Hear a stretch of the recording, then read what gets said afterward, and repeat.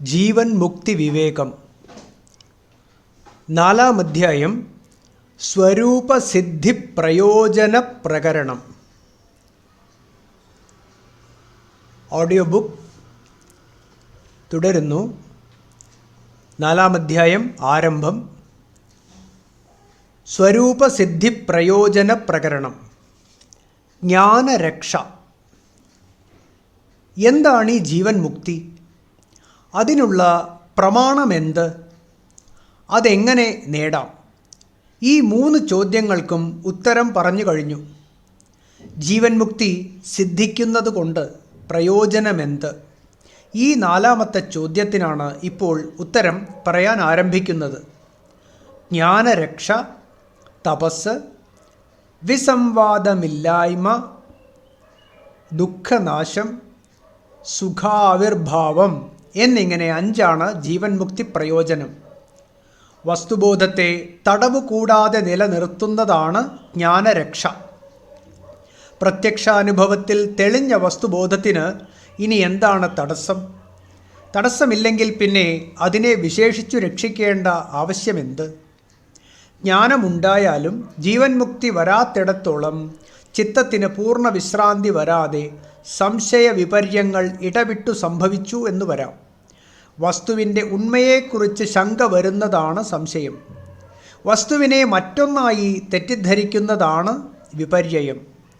വാസിഷ്ഠത്തിലെ രാമന് തത്വം ഗ്രഹിക്കാൻ കഴിഞ്ഞിട്ടും ചിത്തം പൂർണ്ണ വിശ്രമം പ്രാപിക്കാത്തതുകൊണ്ട് സംശയം തുടരുന്നതായി വിശ്വാമിത്രൻ വെളിപ്പെടുത്തുന്നു.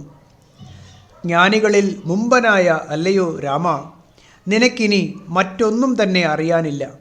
സ്വന്തം സൂക്ഷ്മബുദ്ധി കൊണ്ട് നീ എല്ലാം ഗ്രഹിച്ചു കഴിഞ്ഞിരിക്കുന്നു. ഭഗവദ്വ്യാസപുത്രസ്യ ശുകസ്യൈവ മതിസ്തവ വിശ്രാന്തിമാത്രമേവാത്ര ജ്ഞാതജ്ഞേയാപ്യപേക്ഷത്തെ. ഭഗവാൻ വ്യാസൻ്റെ പുത്രനായ ശുകനും ഇതുപോലെ സംഭവിച്ചിട്ടുണ്ട്.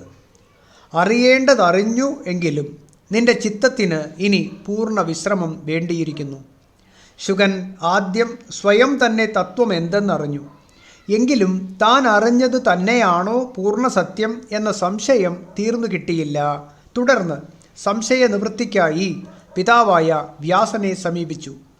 താൻ അറിഞ്ഞത് തന്നെ പിതാവും പറഞ്ഞു കേൾപ്പിച്ചു. എങ്കിലും സംശയം പൂർണ്ണമായി തീർന്നില്ല. അങ്ങനെയാണ് ജനകനെ സമീപിച്ച് ചോദിച്ചത്. പിതാവ് പറഞ്ഞതുപോലെ തന്നെ ജനകനും പറഞ്ഞു. തുടർന്ന് ശുകൻ ഇങ്ങനെ അറിയിച്ചു: അങ്ങു പറഞ്ഞ ഇക്കാര്യം ഞാൻ സ്വയം വിവേകം കൊണ്ട് നേരത്തെ അറിഞ്ഞതാണ്. അച്ഛനോട് ചോദിച്ചപ്പോൾ അദ്ദേഹവും ഇതുതന്നെ പറഞ്ഞു തന്നു. അങ്ങും ഇതുതന്നെ പറയുന്നു. ശാസ്ത്രവാക്യങ്ങളിൽ നിന്ന് വെളിവാക്കുന്നതും ഇക്കാര്യം തന്നെ. യഥായം സ്വവികൽപ്പോത്ഥഃ സ്വവികൽപ്പപരീക്ഷയാത് ക്ഷീയത്തെ ദഗ്ധസംസാരോ നിസ്സാര ഇതി നിശ്ചയഃ. സ്വസങ്കൽപ്പങ്ങളിൽ രൂപം കൊള്ളുന്നതാണ് സംസാരം. സ്വസങ്കൽപ്പങ്ങളിൽ രൂപം കൊള്ളുന്നതാണ് സംസാരം. സങ്കല്പം ക്ഷയിച്ചാൽ സംസാരവും അതോടെ എരിഞ്ഞടങ്ങും. അത്ര നിസ്സാരമാണിത്. ഇക്കാര്യത്തിൽ സംശയമേ വേണ്ട. അല്ലയോ രാജാവേ, ഇതുതന്നെയാണോ പരമവും നിസ്സന്ദേഹവുമായ സത്യം? അങ്ങയുടെ വാക്കു കേട്ട് എൻ്റെ മനസ്സ് ജഗദ്ഭ്രമത്തിൽ നിന്നും ഒഴിഞ്ഞ് പൂർണ്ണ വിശ്രമം കൈക്കൊള്ളട്ടെ. ഇതു കേട്ട് ജനകൻ അരുളി ചെയ്തു: ഹേ മുനേ, ഇതിൽ കവിഞ്ഞ് ഒരു സത്യവുമില്ല. അങ്ങ് സ്വയം ഇതറിഞ്ഞു. ഗുരുവും ഇതുതന്നെ പറഞ്ഞു തന്നു. അഭ്യുച്ഛിന്നശ്ചിദാത്മൈകഃ പുമാനസ്തീഹ നേതരഃ സ്വസങ്കൽപ്പവശാദ്ബദ്ധോ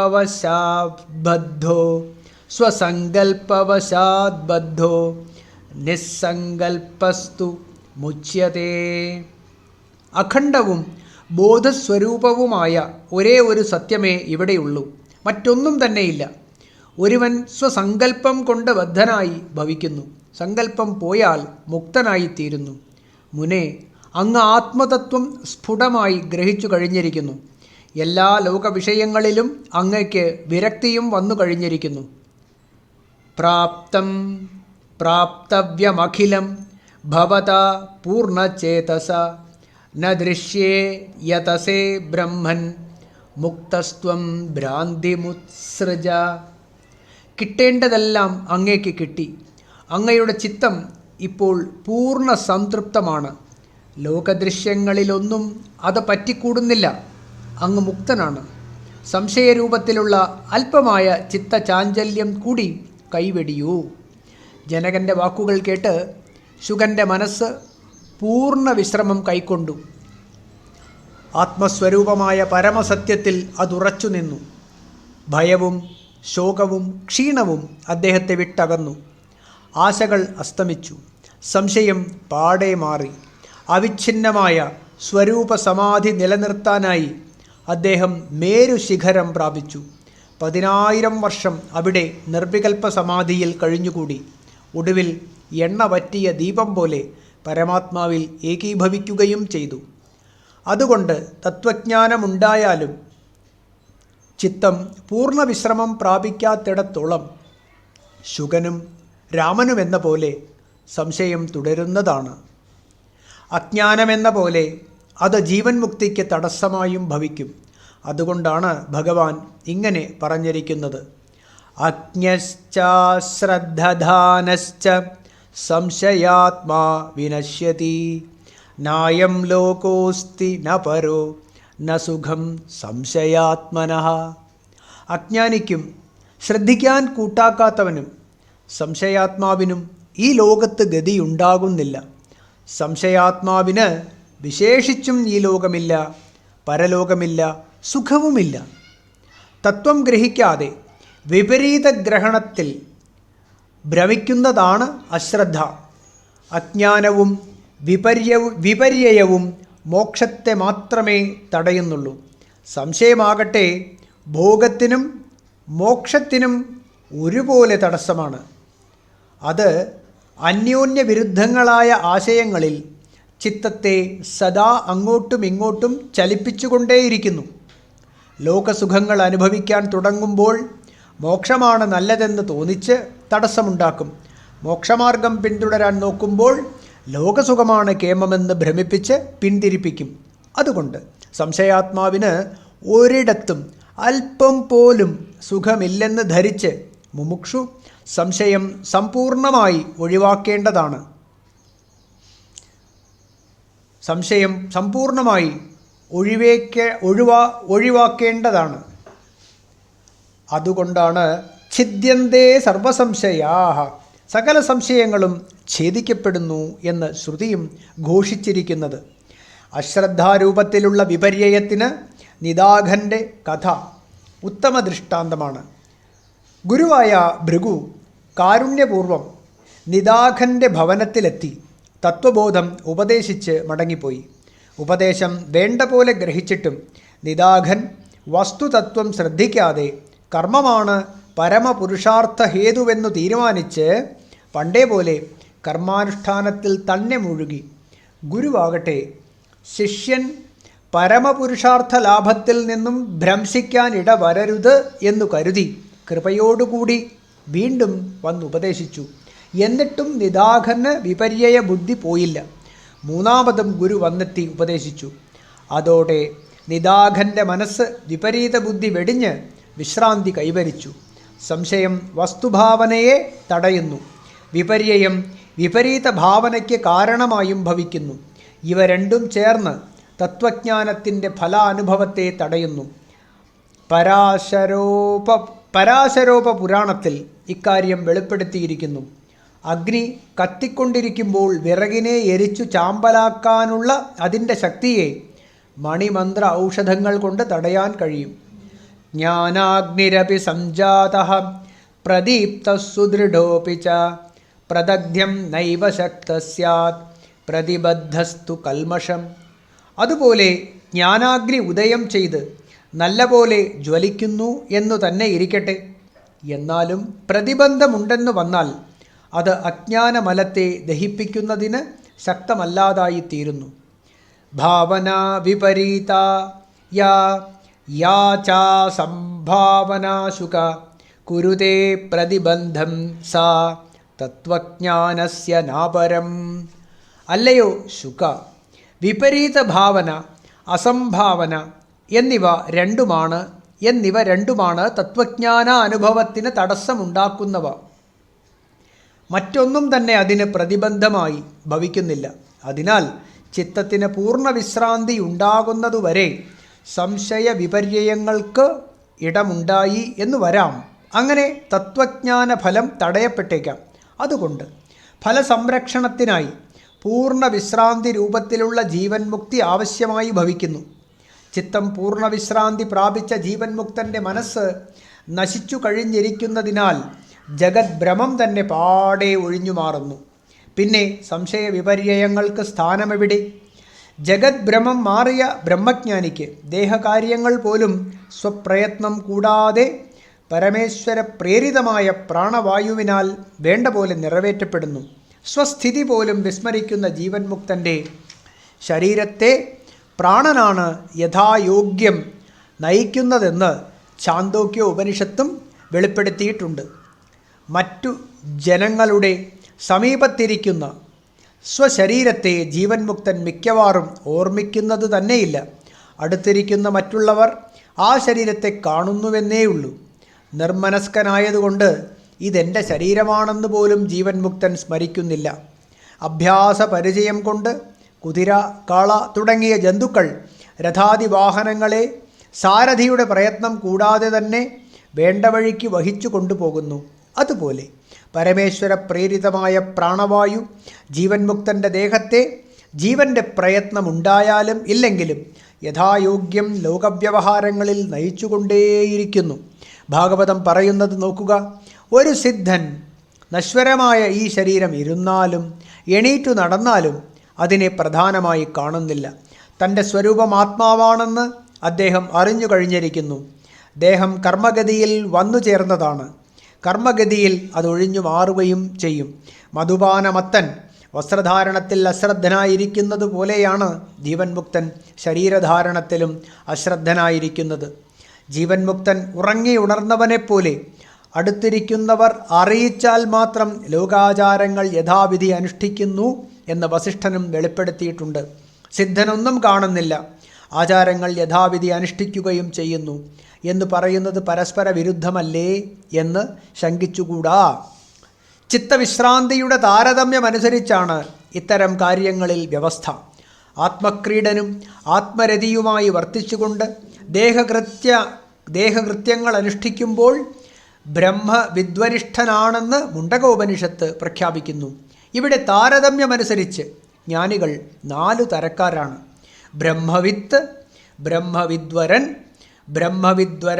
ബ്രഹ്മവിദ്വരീയാൻ, ബ്രഹ്മവിദ്വരിഷ്ഠൻ എന്നിങ്ങനെ 7 യോഗഭൂമികളും ഉള്ളതിനാൽ 7 യോഗഭൂമികളുള്ളതിൽ 4ാമത്തെ യോഗഭൂമിക മുതൽ ഓരോന്നിലും ക്രമേണ വർത്തിക്കുന്നവരാണ് ഇവർ 4 പേരും. യോഗഭൂമികകൾ ഏതെല്ലാമെന്ന് വസിഷ്ഠൻ വിശദമാക്കിയിട്ടുണ്ട്. ശുഭേച്ഛ, വിചാരണ, തനുമനസ, സത്വാപത്തി, അസംസക്തി, പദാർത്ഥാഭാവിനി,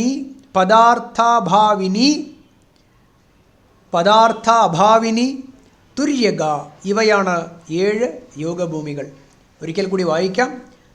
1 ശുഭേച്ഛ, 2 വിചാരണ, 3 തനുമനസ, 4 സത്വാപത്തി, 5 അസംസക്തി, 6 പദാർത്ഥാഭാവിനി, 7 തുര്യക. ഇവയാണ് 7 യോഗഭൂമികകൾ. ഞാനിങ്ങനെ മൂഢനായി കഴിഞ്ഞാൽ പോരാ, ശാസ്ത്രവിചാരവും സജ്ജന സംസർഗവും നേടി സത്യം അന്വേഷിക്കേണ്ടതാണ് എന്നിങ്ങനെ വൈരാഗ്യത്തോടെ തീരുമാനിക്കുന്നതാണ് ശുഭേച്ഛ. തീരുമാനം കഴിഞ്ഞ് ശാസ്ത്രപഠനത്തിലും സത്സംഗത്തിലും ഏർപ്പെടുന്നതാണ് വിചാരണ. ശുഭേച്ഛ കൊണ്ടും വിചാരണ കൊണ്ടും വിഷയാസക്തി കുറഞ്ഞു വരുന്നതാണ് തനുമാനസ. ആദ്യത്തെ 3 ഭൂമികകളിലുമുള്ള അഭ്യാസ പാടവം കൊണ്ട് സത്വഗുണം വർദ്ധിച്ച് ചിത്തം പ്രസന്നമായി ആത്മസ്ഥിതി കൈവരുന്നതാണ് സത്വാപത്തി. ആദ്യത്തെ 4 ഭൂമികകളിലെ അഭ്യാസം ശക്തിപ്പെട്ട് നിസ്സംഗത്വം ശക്തി പ്രാപിച്ച് ഹൃദയം സത്വഗുണം കൊണ്ട് നിറഞ്ഞ് ആത്മനിഷ്ഠയിൽ ഉറപ്പു വരുന്നതാണ് അസംസക്തി. തുടർന്ന് ആത്മാരാമനായി ഭവിച്ച് അകത്തും പുറത്തും വിഷയസ്പർശം തീരെയില്ലാതായി മറ്റുള്ളവരുടെ പ്രേരണയിൽപ്പെട്ടു മാത്രം ചലിക്കുന്ന സ്ഥിതിയാണ് പദാർത്ഥാഭാവിനി. ചിരകാലത്തെ ആത്മനിഷ്ഠയുടെ ഫലമായി ഭേദം നിശേഷമൊടുങ്ങി ആത്മനിഷ്ഠ സ്വഭാവമായി തീരുമ്പോഴാണ് തുര്യക. ഇവയിൽ ആദ്യത്തെ 3 ഭൂമികകളും ബ്രഹ്മവിദ്യയ്ക്കുള്ള ഉപായങ്ങളാണ്.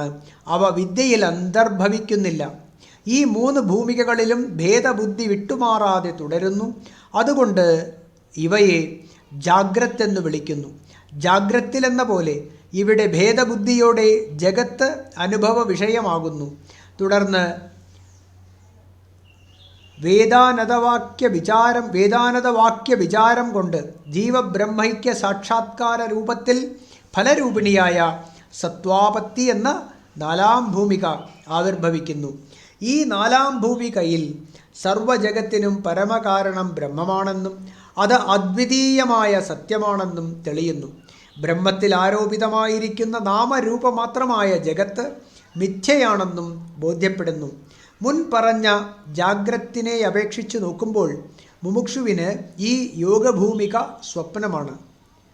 അദ്വൈതേ സ്ഥൈര്യമായാതെ ദ്വൈതേ ചോപരതിം ഗതേ പശ്യന്തി സ്വപ്നവല്ലോകം ചതുർത്ഥീം ഭൂമികാമിതാഹ. ദ്വൈതബോധം മാഞ്ഞു മറയുകയും അദ്വൈതബോധം ഉറയ്ക്കുകയും ചെയ്തവരാണ് 4ാം ഭൂമികയിലെത്തിയവർ. ദ്വൈതബോധം മാഞ്ഞു മറയുകയും അദ്വൈതബോധം ഉറയ്ക്കുകയും ചെയ്തവരാണ് 4ാം ഭൂമികയിലെത്തിയവർ. അവർ ഒരു സ്വപ്നം പോലെ മാത്രം ഈ ലോകത്തെ കാണുന്നു.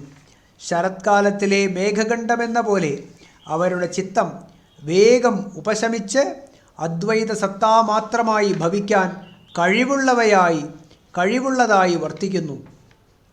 ഈ 4ാം ഭൂമികയിലെത്തിയ യോഗിയെയാണ് ബ്രഹ്മവിത്ത് എന്ന് പറയുന്നത്. 5 മുതലുള്ള 3 ഭൂമികകളും ജീവൻ മുക്തിയുടെ തന്നെ വകഭേദങ്ങളാണ്. നിർവികൽപ്പ സമാധി അഭ്യസിച്ചുണ്ടാകുന്ന ചിത്തവിശ്രാന്തിയുടെ താരതമ്യമനുസരിച്ചാണ് അവ വേർതിരിയുന്നത്. 5ാം ഭൂമികയിൽ കഴിയുന്നയാൾ നിർവികൽപ്പ സമാധിയിൽ നിന്നും വ്യവഹാരദശയിലേക്ക് സ്വയം ഉണർന്നു വരുന്നു. ഈ നിലയിലുള്ള യോഗിയാണ് ബ്രഹ്മവിദ്വരൻ. 6ാമത്തെ യോഗഭൂമികയിൽ കഴിയുന്നയാൾ മറ്റുള്ളവരാൽ ഉണർത്തപ്പെടുമ്പോൾ മാത്രം നിർവികൽപ്പ സമാധി വിട്ട് ദേഹബോധമുള്ളവനായി ഭവിക്കുന്നു. അങ്ങനെയുള്ളയാളാണ് ബ്രഹ്മവിദ്വരീയാൻ. അതുകൊണ്ട് 5ാമത്തെ യോഗഭൂമികയെ സുഷുപ്തി എന്നും 6ാമത്തേതിനെ ഗാഢസുഷുപ്തി എന്നും വിളിക്കുന്നു. ഇക്കാര്യം വസിഷ്ഠൻ ഇങ്ങനെ വെളിപ്പെടുത്തുന്നു. പഞ്ചമീം ഭൂമികാമേത്യ സുഷുപ്തിപദനാമികാം ശാന്താശേഷവിശേഷാംശസ്തിഷ്ഠത്യദ്വൈതമാത്രകേ. പഞ്ചമീം ഭൂമികാമേത്യ സുഷുപ്തിപദനാമികാം ശാന്താശേഷവിശേഷാംശസ്തിഷ്ഠത്യദ്വൈതമാത്രകേ. 5ാം ഭൂമിക സുഷുപ്തി എന്നറിയപ്പെടുന്നു. അവിടെ എത്തിയയാൾ ഭേദചിന്തകളൊക്കെ ഒടുങ്ങി അദ്വൈത ബോധത്തിൽ തന്നെ ഉറച്ചു നിൽക്കുന്നു. അയാൾ ലോകകാര്യങ്ങളിൽ ഏർപ്പെട്ടാലും നിരന്തരമായ അന്തർമുഖത കൊണ്ട് ക്ഷീണിച്ചുറങ്ങുന്നവനെ പോലെ കാണപ്പെടുന്നു. ഇവിടത്തെ അഭ്യാസം ദൃഢപ്പെടുന്നതോടെ ക്രമേണ 6ാം ഭൂമിക സംജാതമാകുന്നു. ഗാഢസുഷുപ്തി എന്നാണ് ഈ 6ാം ഭൂമിക അറിയപ്പെടുന്നത്. ഇവിടെ സത്തോ അസത്തോ ഇല്ല. അഹങ്കാരമോ അനഹങ്കാരമോ ശേഷിക്കുന്നില്ല. ദ്വൈതബോധമൊടുങ്ങി മനനം തീർന്ന അനുഭവ ദശയാണിത്. അന്തഃശൂന്യോ ബഹിഃശൂന്യഃ ശൂന്യകുംഭ ഇവാംബരേ അന്തഃപൂർണോ ബഹിഃപൂർണഃ പൂർണ്ണകുംഭ ഇവാർണവേ. വിഷയാനുഭവത്തെ സംബന്ധിച്ചിടത്തോളം ശൂന്യാകാശത്തിലെ കുടമെന്ന പോലെ ഇവിടെ യോഗി അകത്തും പുറത്തും ശൂന്യനായി വർത്തിക്കുന്നു. ആത്മാനുഭവത്തെ സംബന്ധിച്ചിടത്തോളം സമുദ്രത്തിലെ കൂടമെന്ന പോലെ അകത്തും പുറത്തും പൂർണ്ണമായി വർത്തിക്കുന്നു. ഗാഢമായ നിർവികൽപ്പ സമാധിയിൽ എത്തി നിൽക്കുന്ന ചിത്തം ആത്മാനുഭവ സംസ്കാര സമ്പന്നമായി ബാഹ്യപദാർത്ഥങ്ങളെ ഗ്രഹിക്കാനോ മനോരാജ്യത്തിൽ ഏർപ്പെടാനോ കഴിയാത്തതായിത്തീരുന്നു.